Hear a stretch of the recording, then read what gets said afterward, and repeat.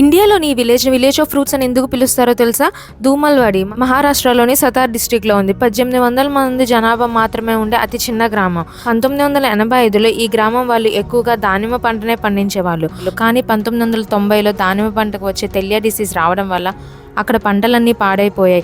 అలా జరిగినందుకు నిరుత్సాహపడకుండా అక్కడ యువత, రైతులు కలిసి వివిధ రకాలైన పళ్ళను ఎలా పండించాలో నేర్చుకొని రకరకాల పంటల్ని పండించడం మొదలుపెట్టారు.